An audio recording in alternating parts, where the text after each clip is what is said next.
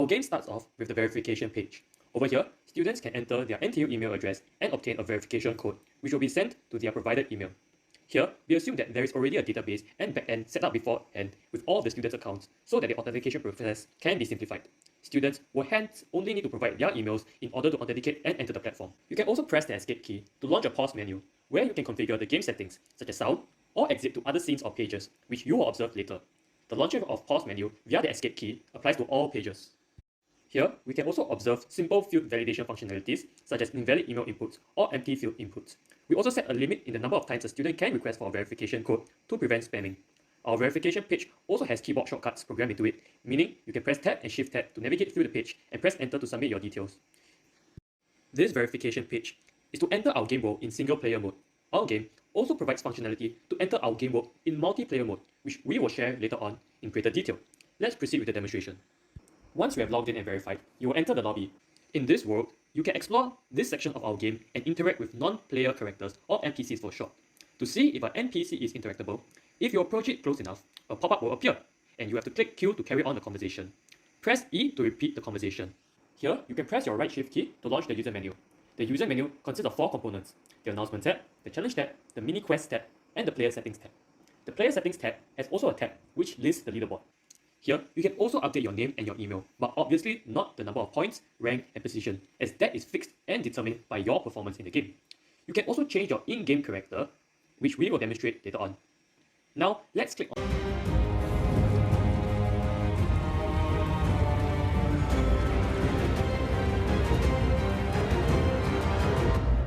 implementation.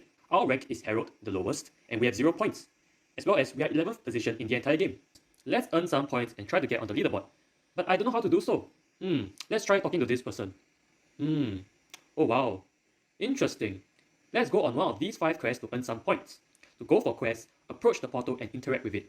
A pop-up should appear that will allow you to navigate to the 5 quests. Let's start with the first sub-quest. Each sub-quest will launch a series of questions to be answered by the student. In this context, each quest has 5 sub-quests and each sub-quest has 5 questions, each worth 5 points each. And all of these is configured by the teacher, which you can see how later on.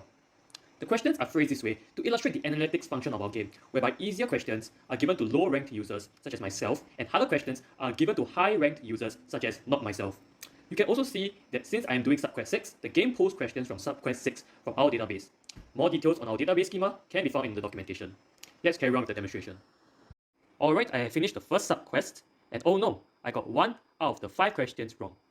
Since each question is worth 5 points, I got 4 correct, hence the total amount of points I've earned so far has been updated from 0 to 4 times 5, which is 20 points. The further subquest that I finished in this game has been also updated from 0 to number 1, which illustrates that I've completed the first subquest of this quest. Nice, I got all correct for the second subquest, subquest 7. Hence the total amount of points I earned so far has been updated from 20 to 20 plus 25, 45. And the further subquest I finished has been updated from 1 to 2. The next question you may have is that after you have completed a subquest, if you are unsatisfied with your performance, can you redo the subquest? The answer is yes. Now we have gotten all correct for subquest 6, and as you can see, instead of updating the total points earned so far from 70 to 95, we will only update the total points so far by 5. Meaning to say, we'll update the total points earned so far from 70 to 75, since on our previous attempt for subquest 6, we got 20 points, and for this attempt of subquest 6, we got 25 points. You can see that there are monsters for you to fight. In order to fight the monsters, you will press left click.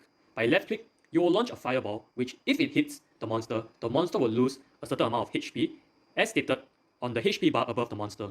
Once the HP bar reaches 0, the monster will disappear and die. Another smart mechanism in our game is that players have to complete the subquest sequentially. Now, let's attempt subquest 10 before attempting subquest 9 to illustrate this. As you can see, when you try to attempt subquest 10 without doing subquest 9, an error message appears telling you you have to finish until the 4th subquest in order to complete subquest 10. Hence, let's go finish the 4th subquest first. Another question you may have is that if you recall, at the start of the quest, the guide said that we have to attain a minimum of 80% to pass.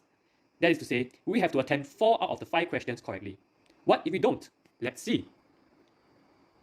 Okay, so as you can see, we have purposely and intentionally failed subquest 10. And what happens is that, number 1, the further subquest information does not update. the last attempt score for that particular subquest updates to 0, and the total points earned so far does not change. And this is the result that happens when you fail any of the subquests. And as with all other subquests, if you are unsatisfied with your score, you can press the retry button instead of the end button, which we will do so now. Alright, we've gotten 5 out of 5, 100%. That's great. Once you have finished a particular quest, you will be teleported back to the lobby. If you press the right shift key, you will launch the user menu and see that yes, we have earned 125 points and we have ranked up from Herald to Guardian. Our global positioning in the game has also improved from 11th position to 10th position. Let's go and see the leaderboard, as we should be there. Oh, it says that there is a new announcement. Let me try refreshing. Nice, I see it. Oh, it seems that Professor Tan Wei Lun, he is going to launch another mini quest soon and is reminding us to complete the mini quest that he released last week, covering materials from lecture 1 to 3. Let's do that now.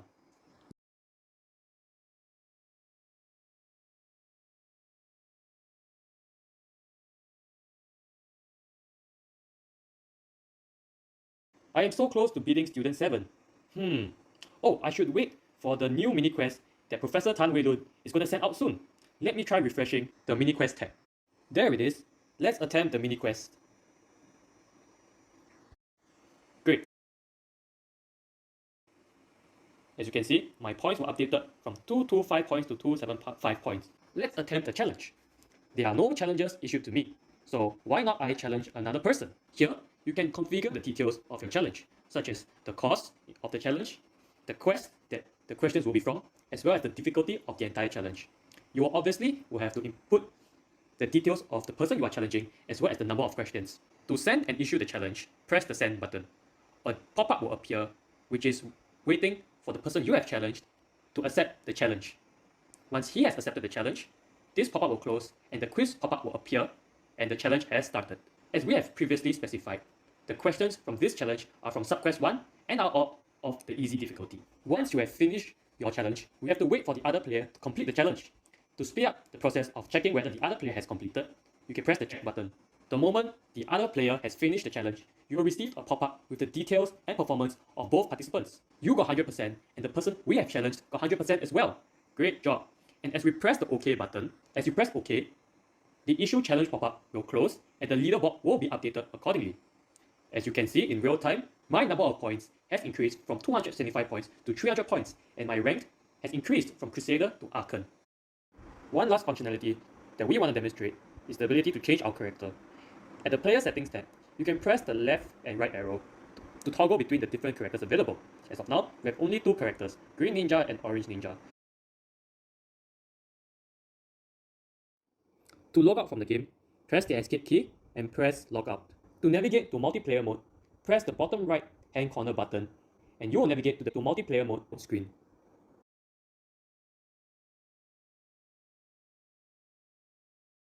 Upon starting the game, we would be faced with a multiplayer screen where we will enter our email address and wait for our one-time password. Once we have verified our credentials, we will be loaded into the multiplayer lobby where we will spawn on our default spawn point. We see here that when there are no other new players, a new lobby will automatically be created, whereas if there is an existing lobby, the new player will be added to an existing lobby. Here we can interact with other players as well as NPCs. The standard features of the single player mode such as locomotion, NPC interaction and more are also included in the game. The default weapon is the bow and arrow. There are other weapons such as the sword, katana, and fireball. We can change and use various weapons on the fly. As you can see, there seems to be another player in the game. We engage in combat with the other players, taking and dealing damage when we fight with our weapons. Here, we can see the combat from another perspective. We see a demonstration of how toggling weapons on the fly is handled and the damage we deal when using various weapons. Oh no, I have died. But since I had died, I will be respawned. Now, let's demonstrate how the chat works. To use the chat function, we must first enter our preferred alias at the top right of the screen. Here, I will use the name Jeffrey. Then, users will be allowed into the global chat room. We can then talk to other players as well as directly message them using whisper commands. We can view the various commands by entering a help command in the text box, indicated by the question mark next to the text box. Finally, as a clan feature, we want to have region-specific as well as global chats so as not to overwhelm users in each region when the number of active in-game players increases. And to exit the game, you can just press the escape key again and press exit game. You can directly exit the game from any scene in the game.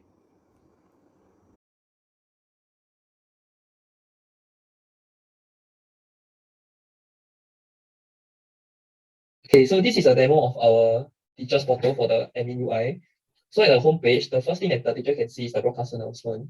So here you can see the sender, which is the teacher's email. Then on the recipients, there is a list that there's a list of students that the teachers can choose. So you'll be choosing 3 of them.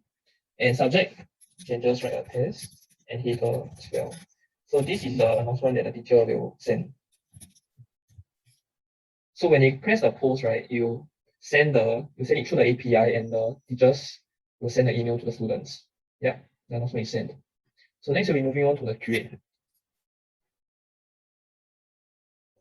So for create, right, you can actually either select the category quest or subquest, or you can actually create a new category.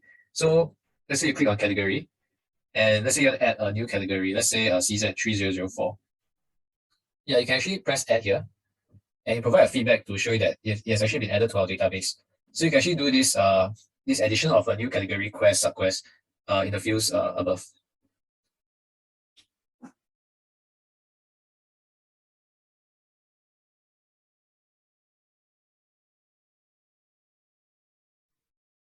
Yeah, so for question, right, you can actually select the difficulty that you want to set the question at.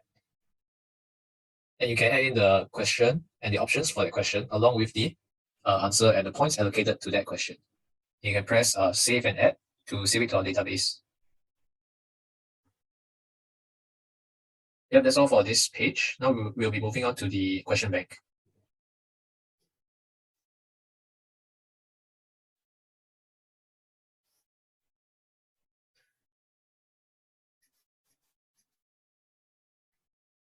Okay, so for the question bank, right, this is a material table UI that's linked to the server. So here you can see the list of all the questions that was created, and the teachers are able to filter the questions based on the question, answer, choice, and difficulty, subquest or points.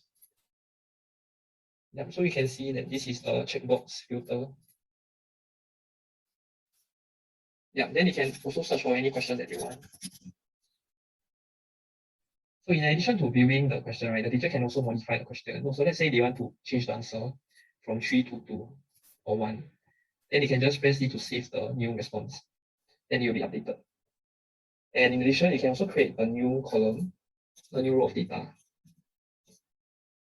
So you can see here that this is the new field that you can put.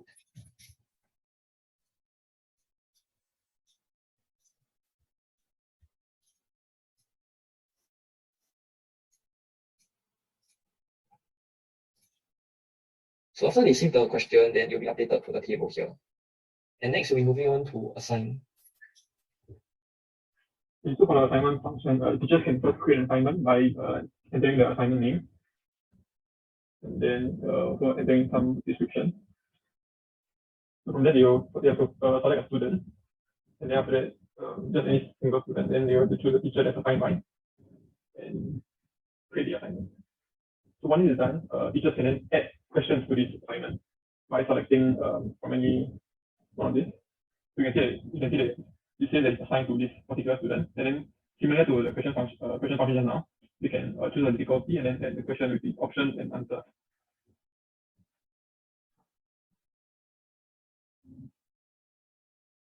So after they've successfully created a question, they can modify this assignment by clicking on anyone and click on the edit questions button. So once this is clicked on, then it will show the question that has been assigned has been linked to this assignment. So they can click on the send button to edit the question.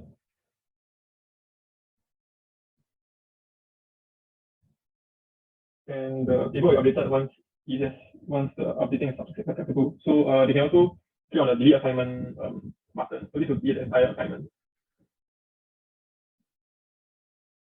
So going back to the assign tab, teachers can also share through social media whenever they have a new assignment to update the students. So they click on one of the tick button, they can post what they want to say. And that's about it for the assignment function. Yeah, so for view report, right, once you click the view report tab, you can actually see the admin gets to select the report category. So there's 2 categories. One is the individual students and the second one is student cohort. So let's click on individual performance first. Okay, so when the admin clicks on this, the admin can actually select a student to view the student's performance. So you can see a list of students who have taken part in the game. So let's press on any student. Yeah, so as you can see, this student right here, as we scroll down, we can actually see that he has actually attempted several quests along with the points scored for that quest, and out of how many points he can actually potentially score, along with the percentage of correct answers. So let's click on student, cohort report. Yeah, so for cohort report, you can actually see that the best performing student is actually Leong Hao Zhi, and he has actually earned 185 points. So if more students have attempted the game, you can actually see the whole leaderboard below. But right now, we only have Hao Zhi in the database. So that's all for the report section. Yes, and that wraps up our demo of our teacher UI. Thank you.